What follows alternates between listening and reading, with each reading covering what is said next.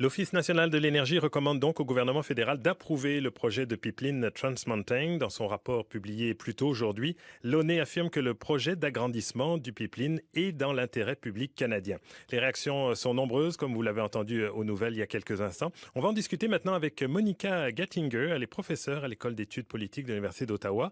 Madame Gattinger est aussi présidente du projet Énergie positive et directrice de l'Institut de recherche sur la science, la société et la politique publique. Monica Gattinger, bonjour. Bonjour.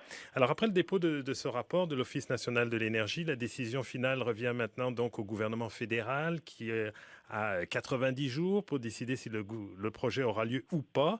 Selon vous, le gouvernement Trudeau ira-t-il de l'avant? Bien évidemment, rien n'est garanti dans le domaine de l'énergie, mais on pourrait dire que oui.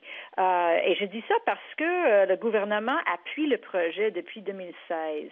Alors, lorsque l'Office national de l'énergie a déposé son rapport initial, original sur le projet, le gouvernement l'a approuvé en 2016. Puis après ça, le gouvernement, comme on sait, a acheté le projet lorsque le promoteur, Kinder Morgan, a décidé de vendre le projet. Et même après la décision de la Cour d'appel fédérale, le gouvernement a décidé de continuer à aller de l'avant à faire ses devoirs identifiés par la Cour, justement pour revoir le projet de l'Office national de l'énergie et bien évidemment les consultations qui sont en cours avec les communautés autochtones. Alors, on pourrait s'imaginer que le gouvernement va aller de l'avant avec le projet.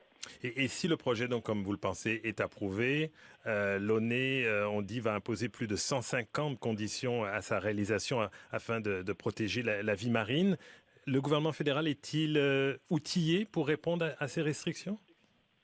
Et ça, c'est l'une des choses que je trouve fort intéressant dans le rapport de réexamen de l'Office national de l'énergie déposé aujourd'hui, parce qu'il y a, oui, comme vous avez mentionné, les 150 quelques recommandations, les conditions, mais également, l'Office a fait aussi des recommandations, plus qu'une douzaine de recommandations destinées au gouvernement fédéral pour mettre en place des politiques et des réglementations pour augmenter, assurer la sécurité du transport maritime et de la vie marine. Alors là, je trouve ça fort intéressant, puis on va voir qu'est-ce que le gouvernement fédéral va faire avec ces lignes directives, ces recommandations-là.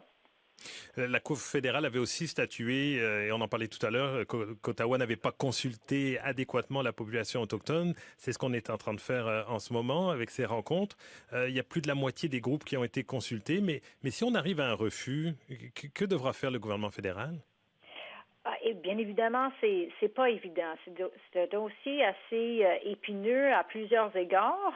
Puis l'autre chose, pour les communautés autochtones, il n'y a pas une seule voie, il n'y a pas une seule perspective sur le projet. Comme on sait, il y a plusieurs communautés autochtones sur la route de la pipeline de l'oléoduc qui avaient déjà des ententes avec Kinder Morgan avant que le gouvernement fédéral a acheté le projet.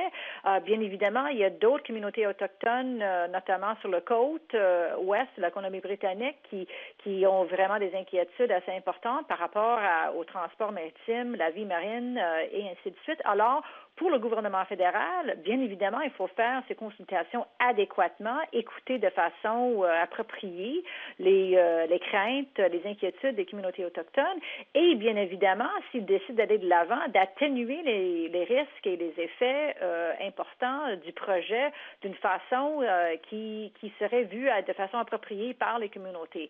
Ça, c'est pas évident, ce dossier assez difficile. Et des protestations, il y en a contre le projet. Bon, certains groupes autochtones, on le disait, mais il y a aussi des municipalités comme Burnaby, Vancouver ou encore les écologistes. Mais il y a aussi les défenseurs qui sont nombreux, bon, là surtout en Alberta, et qui veulent sa réalisation. Qu'est-ce que le gouvernement Trudeau a à gagner à approuver l'agrandissement de ce pipeline Trans Mountain?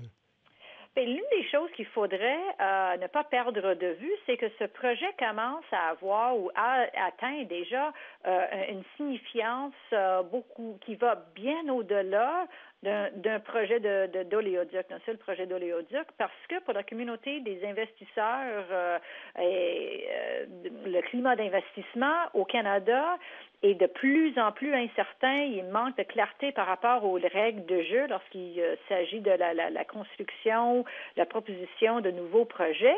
Et donc, pour le gouvernement fédéral, si le gouvernement fédéral va de l'avant avec le projet, si le projet est construit, ça lancerait un message hyper important aux investisseurs et bien évidemment aussi aux producteurs de gaz naturel et de pétrole que le Canada est en mesure justement de construire ce type de méga-projet-là. Cela étant dit, comme on sait, c'est pas évident parce qu'il y a d'autres enjeux dans le domaine de l'environnement et de l'énergie sur lesquels le gouvernement doit se pencher. Le climat, la réconciliation avec les peuples autochtones, assurer d'avoir des processus de prise de décision en place qui ont de l'allure, qui ont la confiance des publics. Et donc, bien évidemment, le gouvernement a du travail à faire également sur ces dossiers aussi. Et selon vous, qu'est-ce qui va peser le plus finalement dans la balance en bout de ligne? Est-ce que ce sont ces investisseurs? Est-ce que ce sont les impacts sur le milieu marin, la vie des populations autochtones? Qu'est-ce qui va peser? Moi, je pense que l'une des choses que le gouvernement Trudeau essaie d'atteindre dans le domaine de l'énergie et de l'environnement, climat plus largement, c'est justement un équilibre, un juste équilibre qui chercherait un consensus et la confiance du public entre le développement économique, les impératifs économiques dans le domaine de l'énergie, mais également les impératifs environnementaux en matière de climat, effets sur la vie marine, etc. Et bien évidemment aussi de mettre en place des processus de prise de décision qui ont la confiance du public. C'est des dossiers extrêmement difficiles, extrêmement épineux, mais pour le gouvernement Trudeau, ils sont arrivés au pouvoir avec une vision justement de concilier ces différents impératifs-là. Et c'est des projets comme Trans Mountain, la taxe sur le carbone, etc. Ça fait partie d'une vision plus globale pour justement atteindre un juste équilibre dans le domaine de l'énergie. Mais Madame Gattinger, on est en année électorale, on le sait. Est-ce que c'est le bon moment? Quand est-ce que va être le bon moment pour le gouvernement Trudeau de prendre cette décision? Avant le mois d'octobre? Bien évidemment, il n'y a jamais un timing idéal.